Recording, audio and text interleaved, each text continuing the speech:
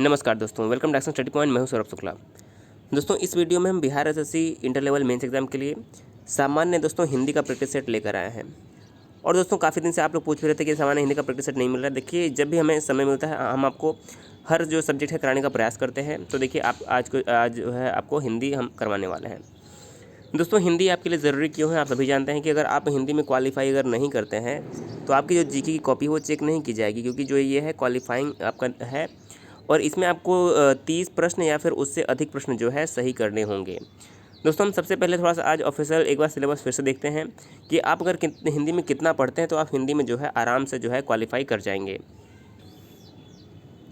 तो आप देखिए, ये हमारा सामान्य हिंदी का ऑफिशियल हमारा जो ऑफिशियल नोटिस था वहीं से हमने जो ये लिया है। देखिए, साथ साथ में क्या लिखा हुआ है कि मुख्य परीक्षा के पाठ्यक्रम में आपका देखिए सामान्य हिंदी क्या लिखा हुआ है। पहले देखिए, हिंदी के लिए आप सभी को पता है कि हिंदी जो है मुख्य देखिए सामान्य ज्ञान मुख्य परिचय भाषा का माध्यम हिंदी होगा। प्रत्येक सही उत्तर के लिए 4 अंक और गलत अंक के लिए जो है 1 जो है अंक की कटौती जो है की जाएगी। और हिंदी में देखिए यहाँ पर स्पष्ट रूप से लिखा हुआ था कि हिंदी में 30% या फिर 30 से अधिक अंक जो है लाएंगे, वहीं जो है उनका दूसरा पत्र मूल्यांकित किया जाएगा। तो आपको 30 से 40 प्रश्न सही करने हैं। और देखिए, अगर आप हल्का सा भी अगर हिंदी सही पढ़ते हैं तो 50 से 60 प्रश्न जो है आप हिंदी में आसानी से कर पाएंगे। आपको पढ़ना क्या क्या, देखिए हम एक बार फिर से देख लेते हैं। देखिए क्या दिया हुआ है। देखिए, वाक्य उपवाक्य यहाँ से पढ़ना है, पदबंध शब्द से प्रश्न बनेंगे, अक्षर विषय। देखिए, संज्ञा से भी प्रश्न बनने वाले हैं। वचन हमारा हो जाएगा सर्वनाम विशेषण, क्रिया विशेषण, समानार्थक, पर्यायवाची विपरीतार्थक यानी कि जो आपका विलोम शब्द होगा यहाँ से प्रश्न बनेंगे और पर्यायवाची से भी प्रश्न बनेंगे। तो देखिए, अगर आप कुछ टॉपिक अगर पढ़ते हैं तो आप हिंदी में आराम से क्वालिफाई कर जाएंगे। अगर हम एक बार फिर से देख लें शॉर्टकट में, देखिए वाक्य भेद हो जाएगा, वर्णमाला, संधि में विसर्ग संधि प्रमुख रूप से, संज्ञा सर्वनाम विशेषण, वचन क्रिया विशेषण, समास पर्यायवाची शब्द। इसके अलावा क्या हो जाएगा, विलोम, तत्शब्द तद्भव, प्रत्यय उपसर्ग, अनेक शब्दों के लिए एक शब्द, मुहावरे लोकोक्तियाँ और रसछंद अलंकार। अगर आप इतना पढ़ते हैं तो 50 से 60 प्रश्न जो है आप आसानी से सही कर जाएंगे और इससे ज़्यादा जो है आपको करने की भी ज़रूरत नहीं है। तो आइए शुरू करते हैं आज का वीडियो। तो देखिए, पहला प्रश्न क्या है, मृत्युंजय, पिनाकी, व्योमकेश तथा त्रिलोचन किस देवता के पर्यायवाची शब्द हैं? तो देखिए, पर्यायवाची से जरूर प्रश्न बनेंगे, इतने कठिन नहीं पूछे जाएंगे लेकिन आपको जरूर पूछे जाएंगे। तो मृत्युंजय, पिनाकी, व्योमकेश और त्रिलोचन ये सभी जो है भगवान शिव के ही अन्य नाम है। तो सही आंसर क्या हो जाएगा, ऑप्शन नंबर जो हमारा सी है, यहाँ पर शिव जो है करेक्ट आंसर हो जाएगा। दूसरा प्रश्न देखिए, नीति निपुण में कौन सा समास होगा? तो देखिए, समास से आपके एग्जाम में 4 से 5 प्रश्न जरूर बनेंगे। तो नीति निपुण जैसे है, इसका अगर हम विलोम करेंगे, इसका अगर हम विच्छेद करेंगे तो क्या होगा, तो नीति निपुण का विग्रह करने में आएगा नीति में निपुण। क्या हो जाएगा, नीति में निपुण। और में किसका कारक होता है, तो जो अधिकरण कारक होता है, अधिकरण में जो है हम में कारक का प्रयोग करते हैं। क्या होता है, अधिकरण में आता है में, पर और ऊपर। तो में पर ऊपर किस में आएगा, अधिकरण कारक में। तो हमारे यहाँ पर क्या हो जाएगा, अधिकरण तत्पुरुष। ऑप्शन नंबर जो ए है हमारा इस प्रश्न का, नीति में निपुण, ऑप्शन नंबर ए जो है बिल्कुल राइट हो जाएगा। 8वां प्रश्न है कि त्र वर्ण किन वर्णों के सहयोग से बना हुआ है? तो देखिए, 4 हमारे संयुक्त अक्षर होते हैं, हमने कल भी आपको बताया था, श, त्र, ज्ञ और स्र। तो उसी में से जो हमारा त्र है वो त और र के मेल से बना है। किससे बना है, त और र के मेल से बना है। क्या हो जाएगा, बी ऑप्शन करेक्ट हो जाएगा। देखिए, त पे हलंत है और र, ये हमारा जो है करेक्ट होगा, बी ऑप्शन यहाँ पर राइट हो जाएगा। अगला प्रश्न है, नीचे लिखे शब्दों में स्वर एवं मात्रा की दृष्टि से शुद्ध शब्द कौन सा होगा? तो देखिए, 4 दिए हुए हैं, आपको स्वर एवं मात्रा की दृष्टि से शुद्ध पहचानना। देखिए, लिखा हुआ निर्लिप्त। निर्लिप्त देखिए हम लिखते कैसे हैं, पहले हम ये देख लेते हैं। देखिए, निर्लिप्त कुछ इस प्रकार से हम लिखते हैं। निर्लिप्त कैसे लिखते हैं, कुछ इस प्रकार से। तो हमारा सही आंसर क्या हो जाएगा, जो सी यहाँ पर है हमारा बिल्कुल राइट हो जाएगा, निर्लिप्त जो है स्वर और मात्रा की दृष्टि से। देखिए, इस वीडियो का जो PDF फाइल है वो भी आपको टेलीग्राम पे मिल जाएगा आंसर के साथ। तो आप इसको जरूर डाउनलोड करिएगा और आपके प्रैक्टिस करने के लिए जो है ये आपको बहुत काम में आएगा। अगला प्रश्न है, अनेकार्थी शब्द कुंडली के लिए निम्न में से एक अर्थ क्या है? तो जो कुंडली हमारी अनेकार्थी शब्द होती है, इसके लिए एक अर्थ क्या प्रयुक्त होगा? तो सही आंसर क्या हो जाएगा, देखिए कुंडली को हम इमरती भी कहते हैं। सही आंसर क्या हो जाएगा, बी ऑप्शन हमारा जो है यहाँ पर राइट हो जाएगा। 11वां प्रश्न हमारा है, काठ का उल्लू शब्द का सही अर्थ क्या है? काठ का उल्लू शब्द के लिए सही अर्थ क्या है? तो देखिए, काठ का उल्लू जो शब्द है यह मूर्ख व्यक्तियों के लिए प्रयोग होता है। किसके लिए, मूर्ख व्यक्तियों के लिए, जो कि अपने दिमाग से कोई भी कार्य नहीं करते हैं, तो उन्हें हम कहते हैं काठ का उल्लू। सही आंसर क्या हो जाएगा, काठ का उल्लू मतलब हमारा हो जाएगा मूर्ख, जो है यहाँ पर बिल्कुल राइट आंसर हो जाएगा। 12वां प्रश्न देखिए, निम्नलिखित में से शुद्ध वाक्य का चयन करना है, शुद्ध वाक्य को चिन्हित करना है। तो देखिए 4 वाक्य हैं, इनमें से एक शुद्ध है, 4 अशुद्ध दिए हुए हैं, तो हमें सही वाला जो है पहचानना है। तो देखिए पहला लिखा है कि उसके प्राण निकल गए, सुनने में बिल्कुल सही लग रहा है, हम दूसरा भी पढ़ लेते हैं। देखिए पहला एकदम सही लग रहा है, उसके प्राण निकल गए। दूसरा दिया है कि उसके प्राण निकल गया, गया यहाँ पर नहीं होगा। उसके प्राण पखेरु उड़ गया, यहाँ पर भी गया नहीं होगा। प्राण उसका खत्म हो गया, ये भी गलत है। तो देखिए हमारा सही क्या होगा, पहला ऑप्शन ही सही था, उसके प्राण जो निकल गए, ये जो है बिल्कुल सही जो है हमारा वाक्य हो जाएगा। अगला प्रश्न, एक चौकी का तत्सम शब्द क्या है। देखिए तत्सम तद्भव आप जरूर पढ़िएगा, यहाँ से 4-5 प्रश्न जरूर बनेंगे। तो चौकी का यहाँ पर तत्सम पूछा गया है, सही आंसर हो जाएगा चतुष्पादिका। चौके का जो तत्सम होता है वो चतुष्पादिका होता है, और इसी का तद्भव जो है वो चौकी है। तो सी ऑप्शन जो है यहाँ पर राइट होगा। 14वां प्रश्न देखिएगा, निम्न में से निषेधात्मक वाक्य चुनिए। देखिए निषेधात्मक वाक्य का मतलब होता है जहाँ पर नकारात्मक यानी कि न वाली कोई बात आई हो। तो देखिए सूर्य पूर्व दिशा में निकलता है, निषेधात्मक नहीं है।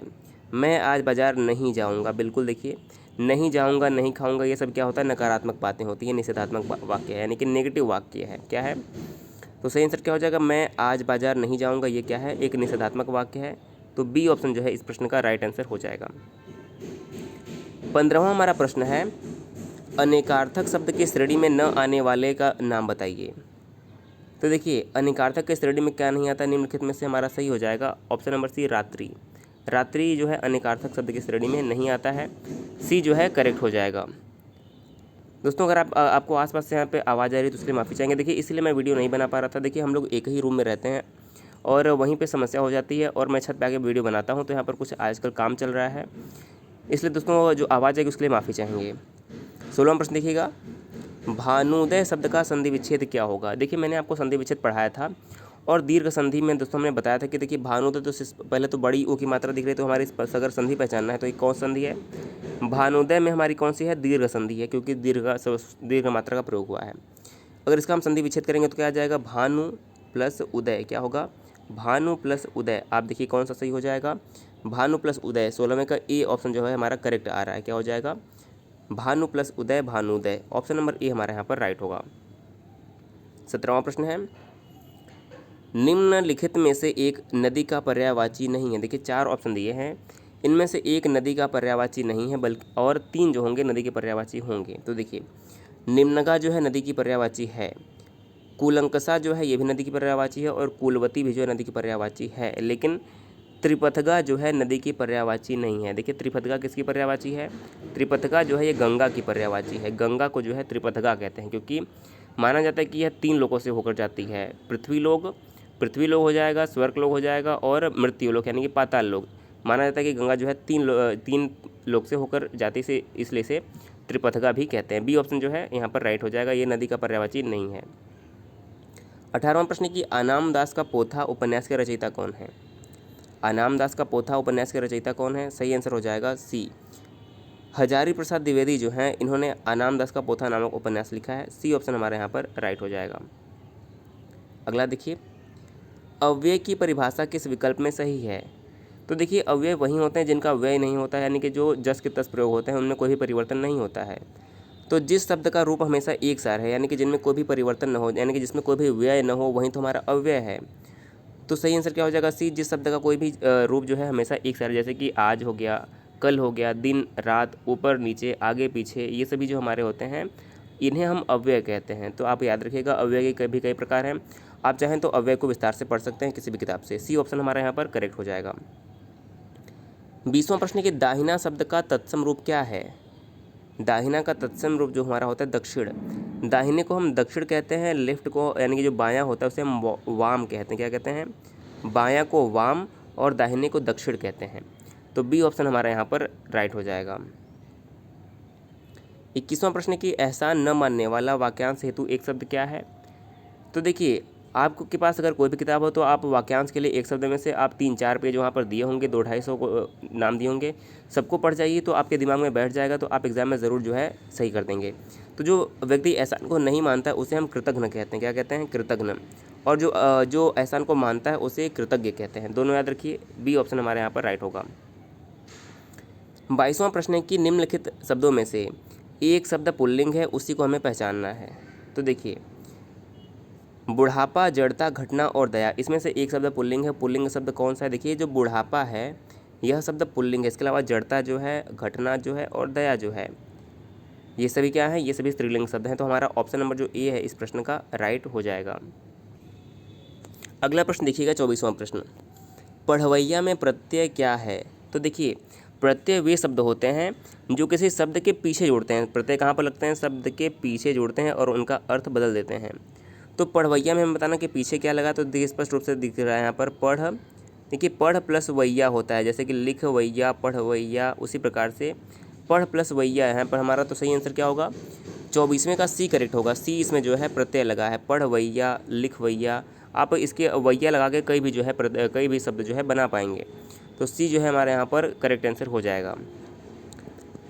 अगला प्रश्न है कि हस्ताक्षेप का शुद्ध शब्द क्या? देखिए यहाँ पर पहले तो हस्ताक्षेप ये गलत लिखा है। आप यहाँ पर देखिए शुद्ध क्या होता है? हस्तक्षेप जो हम कहते हैं। हस्तक्षेप का शुद्ध शब्द क्या होगा? तो आप देखिए हस्तक्षेप कुछ इस प्रकार से लिखते हैं। हस्तक्षेप कैसे लिखते हैं? इस प्रकार से जो हमारा है ये हस्तक्षेप सही होता है। तो देखिए हस्तक्षेप ये गलत है, हस्तक्षेप गलत है, हस्तक्षेप गलत है। ए ऑप्शन में जो हस्तक्षेप लिखा है देखिए बिल्कुल सही लग रहा है। तो ए जो है हमारा यहाँ पर क्या होगा? बिल्कुल सही जो हमारा हो जाएगा ऑप्शन नंबर ए, हस्तक्षेप। 26वां प्रश्न है कि निम्न में से कौन सा कथन सत्य नहीं है? देखिए 4 दिए हुए हैं, आपको पहचानना कौन सा सही नहीं। देखिए पहला दिया कि संस्कृत में 3 वचन होते हैं। देखिए आपको पहले याद रखना है संस्कृत में 3 वचन होते हैं। कौन कौन से? देखिए 3 वचन होते हैं, एक वचन, द्विवचन और बहुवचन, जबकि हिंदी में 2 ही वचन होते हैं, एक वचन और बहुवचन, याद रखिएगा। तो ये बिल्कुल सही लिखा हुआ है, हमें गलत पहचानना है। हिंदी में 2 वचन होते हैं, देखिए हमने अभी बताया संस्कृत में 3 वचन होते हैं, एक वचन, द्विवचन, बहुवचन, जबकि हिंदी में सिर्फ एक वचन और बहुवचन होता है। तीसरा दिया कि हिंदी में 2 लिंग होते हैं, बिल्कुल सही है।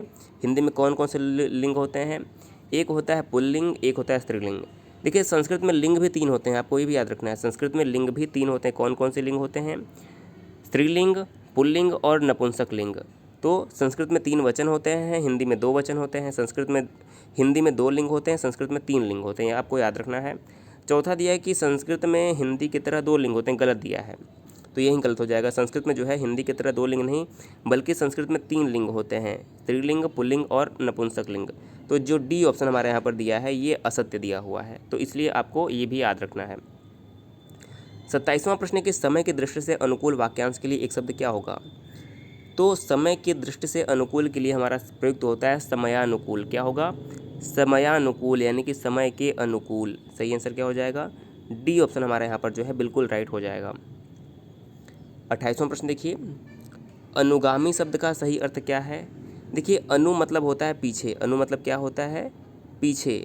और गामी मतलब क्या होता है? चलने वाला। अनु मतलब पीछे, गामी मतलब चलने वाला, यानी कि जो व्यक्ति पीछे पीछे चलता है उसे क्या कहते हैं? अनुगामी कहते हैं। तो देखिए इसका सही आंसर आप आसानी से पहचान पाएंगे कि किसी के पीछे पीछे चलने वाला जो होता है उसे हम अनुगामी कहते हैं। देखिए इसके लिए हमें ज़्यादा पढ़ने की ज़रूरत नहीं, आप याद रखिए अनु मतलब पीछे होता है, गामी मतलब क्या होता है? चलने वाला। उसी प्रकार से हम अनुचर भी कहते हैं, अनु मतलब भी पीछे, अनुचर, चर मतलब चलने वाला। उसी प्रकार से अनु जो होता है क्या होता है? अनुज। कैसे पहचानेंगे? अनु मतलब क्या होता है? पीछे, ज मतलब जन्म लेने वाला, तो जो पीछे जन्म लेता है वो अनुज होता है। जो आगे जन्म लेता है वो क्या होता है? अग्रज, यानी कि जो बड़ा भाई होता है उसे अग्रज कहते हैं, जिसने आगे जन्म लिया है। जो पीछे जन्म लेता है उसे अनुज कहते हैं, यानी जिसने बाद में जन्म लिया है। तो अनु लगा के देखिए, अनु एक प्रकार का हमारा उपसर्ग है, और अनु उपसर्ग लगा के आप कई भी शब्द जो है बना पाएंगे। तो हमारे यहाँ पर डी ऑप्शन यहाँ पर राइट हो जाएगा। 29वां प्रश्न है कि हिंदी भाषा में कितने प्रकार के उपसर्ग हैं? तो देखिए हिंदी भाषा में देखिए यहाँ पर उपसर्ग की बात की है, तो कुल मिलाकर जो है हिंदी में जो है 3 प्रकार के उपसर्ग होते हैं। कितने प्रकार के उपसर्ग होते हैं? 3 प्रकार के उपसर्ग होते हैं, आप याद रखिए। पहला क्या है? संस्कृत के उपसर्ग। देखिए संस्कृत के जो कुल उपसर्ग की संख्या हिंदी में है वो हमारी है 22। कितनी है? 22। दूसरी हमारे उपसर्ग होते हैं हिंदी के उपसर्ग, हैं सभी हिंदी में ही, लेकिन हिंदी में 3 उपसर्ग होते हैं, संस्कृत के उपसर्ग, हिंदी के उपसर्ग और उर्दू के उपसर्ग। तो हिंदी के उपसर्ग की संख्या है 10 और उर्दू के उपसर्ग की संख्या जो है वह है 19। तो ये जो हमारे हो जाएंगे सभी 3 प्रकार के हिंदी में उपसर्ग हो गए। उपसर्ग शब्द के प्रारंभ में लगते हैं, ये बात आपको याद रखनी है। 30वां प्रश्न है, निर्गुण का संधि विच्छेद क्या होगा? देखिए निर्गुण का संधि विच्छेद क्या होगा? तो स्पष्ट है, निहगुण का होगा, निर्गुण का होगा निह प्लस गुण। क्या होगा? निह प्लस गुण। सी ऑप्शन करेक्ट हो जाएगा। यहाँ पर संधि कौन सी होगी, तो देखिए विसर्ग आते ही हमारे यहाँ पर क्या हो जाएगा, विसर्ग संधि। और आपकी जो ऑफिशियल साइट है, आपके ऑफिशियल जो सिलेबस है उसमें विसर्ग संधि प्रमुख रूप से लिखा है हिंदी के लिए, तो आपको विसर्ग संधि पर ध्यान देना है। 31वां प्रश्न कि भारत भारती के रचनाकार कौन है। तो जो भारत भारती काव्य इसके रचनाकार है मैथिली शरण गुप्त। कौन, मैथिली शरण गुप्त जो है इस प्रश्न का करेक्ट आंसर हो जाएगा ऑप्शन नंबर सी। अगला देखिए, निम्नलिखित में से एक समुद्र का पर्यायवाची शब्द नहीं है, तो इसमें से हमें पहचानना ही कौन समुद्र का पर्यायवाची शब्द नहीं है। देखिए जलधि, जल को धारण करने वाला। देखिए मैंने आपको ट्रिक से याद करवाया था, आप चाहें तो अभी भी देख सकते हैं। देखिए जल मतलब जल होता है और धी मतलब धारण करना, तो जल को धारण करता है कौन, समुद्र ये है। वारी मतलब भी जल होता है और वारी को धारण करने वाला वारीधि मतलब भी समुद्र होता है, तो ये भी है। जल निधि, देखिए 32वें का हमारा प्रश्न देखिएगा, जल निधि यानी कि जल की जो निधि होती है यानी कि बहुत ज़्यादा मात्रा में जल, तो वो भी हमारा क्या हो गया, जल निधि, हम समुद्र को ही कहते हैं। लेकिन जलाधिप जो है समुद्र का पर्यायवाची नहीं है, क्या हो जाएगा, जलाधिप जो है समुद्र का पर्यायवाची नहीं है, डी करेक्ट हो जाएगा। अब देखिए यहाँ से आप एक प्रश्न और याद रख सकते हैं, जैसे कि एक नहीं दो प्रश्न आप याद रख सकते हैं। जैसे कि देखिए जल में धी लगा था तो हमारा क्या था, समुद्र का पर्यायवाची। जल में अगर आप द लगा दें, जलद, तो ये क्या बन जाएगा, जल को देने वाला क्या बन जाएगा, बादल। और इसी में जल लगा दीजिए तो जलज बन जाएगा, क्या बन जाएगा, जलज। तो क्या हो जाएगा, जल में जन्म लेने वाला कमल। उसी प्रकार से वारी में आप अगर लगा देते हैं द, तो जल को देने वाला क्या बन जाएगा, बादल। और वारी में हमारा लग जाए, क्या लग जाए, वारी में अगर आप लगा दीजिए ज, तो वारी में जन्म लेने वाला क्या हो जाएगा, कमल। उसी प्रकार से पयोद, पयोद मतलब भी क्या होता है, जल को देने वाला बादल। पयोद ही लगा दीजिए यानी कि पयोद, पय को धारण करने वाला क्या हो जाएगा, समुद्र। और यहीं पे आप पयोज लगा दीजिए तो पय में जन्म लेने वाला क्या हो जाएगा, कमल। तो ये तीन चीज़ से देखिए याद रखिए, ज लगाने से क्या बन जाएगा, जन्म लेने वाला कमल, द से देने वाला बादल, और यानी कि पानी को, और धी मतलब धारण करने वाला समुद्र। तो पानी की अगर हम उस पानी के पर्यायवाची के आगे अगर ज लगा देने पे हमारा जो है, द लगा देने पे और धी लगा देने पे तीन अर्थ जो है हमारे यहाँ से मिल जाएंगे। तो इस प्रकार से आपके बहुत अधिक जो पर्यायवाची याद हो जाएंगे। अगला प्रश्न कि हस्त का तद्भव क्या होगा। हस्त मतलब होता है हाथ, क्या होता है, हस्त मतलब हाथ, पाद मतलब पैर, क्या होता है, हाथ। हस्त मतलब हाथ, पाद मतलब पैर। दोस्तों मैं प्रयास करता हूँ कि आप पढ़ते पढ़ते चीज़ों को याद भी कर लें, ताकि आप एग्ज़ाम में जो है आसानी से जो है प्रश्न को समझ पाएँ। तो याद रखिए, हस्त मतलब हाथ, पाद मतलब पैर। अगला प्रश्न है 34वां प्रश्न, निम्नलिखित में से कौन सा वाक्य अशुद्ध है। तो अशुद्ध वाक्य का चयन करना है आपको। देखिए पहला कि तुम्हारे माता पिता क्या काम करते हैं, सही लिखा है। उसने अपनी बात धीरे से बताई, सही लिखा है। गर्मियों की एक बात सुनाता हूँ, ये भी सही लिखा है। तुम तुम्हारे घर चले जाओ, ये गलत है। तुम अपने घर चले जाओ, यहाँ पे होना चाहिए, क्या होना चाहिए, तुम अपने घर चले जाओ, तुम तुम्हारे घर चले जाओ, ये वाक्य जो है गलत है। तो डी ऑप्शन जो हमारा हो जाएगा 34वें प्रश्न का बिल्कुल करेक्ट हो जाएगा। 35वां प्रश्न देखिएगा, वीर पुत्र को जन्म देने वाली स्त्री के लिए एक शब्द क्या प्रयुक्त होता है। वीर पुत्र को जन्म देने वाली स्त्री के लिए एक शब्द क्या प्रयुक्त होता है, वीर प्रसू। क्या होगा, वीर प्रसू, यानी कि वीर पुत्र को जन्म देने वाले के लिए वीर प्रसू शब्द का प्रयोग होता है। डी ऑप्शन हमारे यहाँ पर करेक्ट हो जाएगा। वसुंधरा पृथ्वी को कहते हैं, ये आप सभी को पता है। 36वां देखिएगा, कुछ लड़के जा चुके हैं, इस वाक्य में शब्द कुछ जो है कौन सा विशेषण है, इस विशेषण का भेद हमें बताना है। तो कुछ क्या हो जाएगा, देखिए जो कुछ होता है इसे हम संख्यावाचक होता है और ये अनिश्चित संख्यावाचक होता है। जैसे कि कुछ, थोड़ा, बहुत, ये सभी जो होते हैं अनिश्चित संख्यावाचक होते हैं। डी ऑप्शन हमारा यहाँ पर जो है करेक्ट हो जाएगा। सुई का तत्सम रूप क्या है। सुई का तत्सम रूप हमारा होता है सूची। क्या होता है, सूची को हम अपने आम बोलचाल की भाषा में सुई कहते हैं, जबकि शुद्ध क्या होता है, सूची। सी यहाँ पर करेक्ट हो जाएगा। अगला देखिए, निम्नलिखित वाक्यों में से कौन सा वाक्य अशुद्ध है, पहचानना है कौन सा अशुद्ध। देखिए पहला लिखा कि अभग एक मराठी छंद है, सही है। आपका भवदी, देखिए कभी भी आपका भवदी शब्द का प्रयोग नहीं होता है, सिर्फ भवदीय शब्द हम प्रयोग करते हैं। बी ऑप्शन जो है यहाँ पर अशुद्ध है। अगला देखिए 38वां प्रश्न, वह घर पहुँच गया, इस वाक्य में पहुँच गया निम्नांकित में से किस कार्य क्रिया का उदाहरण। देखिए यहाँ पर लिखा क्या है, पहुँच गया। देखिए ये तो पहले क्रिया है, आप सभी को पता है, और ये हमारा हो जाएगा द्विकर्मक क्रिया। एक तो गया भी है यानी कि पहुँच भी है, गया भी, तो एक हमारा ये द्विकर्मक क्रिया होती है। जैसे कि पहुँच गया तो क्या हो जाएगा, द्विकर्मक क्रिया। 39वें प्रश्न का बी ऑप्शन जो है हमारा यहाँ पर राइट हो जाएगा। और देखिए आज का अंतिम प्रश्न क्या है, देखिए हमने इस वीडियो में 40 प्रश्न लिया था, जबकि 6 से शुरू किया था, यानी कि सब मिला के आपको 34 प्रश्न इस वीडियो में मिले होंगे, जो कि काफ़ी थे आपके एग्जाम के लिए। देखिए तो पर्यायवाची की दृष्टि से एक वर्ग शुद्ध है, बाकी गलत है। देखिए इंद्र मतलब क्या होता है, देवेंद्र, यानी कि जो हमारे इंद्र हैं जिन्हें हम देवेंद्र भी कहते हैं, इंद्र कहते हैं, बाकी सभी अलग हैं। यमुना कालिंदी जो है, यमुना जो है कालिंदी है, जाह्नवी भानुतनया। देखिए हमें बताना कि एक वर्ग शुद्ध है, कौन सा वर्ग शुद्ध है। जाह्नवी किसे कहते हैं, जाह्नवी गंगा को कहते हैं, बाकी सभी जो हैं यमुना के पर्यायवाची हैं। वस्त्र मतलब अंबर, चीर सही है, पाटक जो है अलग दे दिया हुआ है। तो देखिए बी ऑप्शन करेक्ट है। घर मतलब निकेतन भी होता है, आयतन और निलय। देखिए यहाँ पर आयतन नहीं लिखा होना चाहिए, यहाँ पर आलय लिखा होना चाहिए। सही आंसर क्या होगा, यहाँ पर आयतन नहीं बल्कि आलय लिखा होना चाहिए। तो यहाँ पर बी जो है हमारा करेक्ट हो जाएगा। देखिए इस वीडियो को आपको आंसर के साथ पीडीएफ भी टेलीग्राम पर मिल जाएगा। आपने कितने प्रश्न सही किए हमें ज़रूर बताइएगा। दोस्तों आपको हिंदी कैसा लगा ये भी हमें ज़रूर बताइएगा। वीडियो अगर पसंद आए तो वीडियो को शेयर कर दीजिए। चैनल पे पहली बार है सब्सक्राइब भी करना मत भूलिएगा, क्योंकि हम आपके लिए लगातार जो है Bihar SSC inter level mains के वीडियो लाते रहते हैं। अगर आप कोई सुझाव देना चाहते हैं तो कमेंट करके हमें ज़रूर बता सकते हैं, उस पर दोस्तों हम जरूर विचार करेंगे। वीडियो देखने के लिए बहुत बहुत धन्यवाद।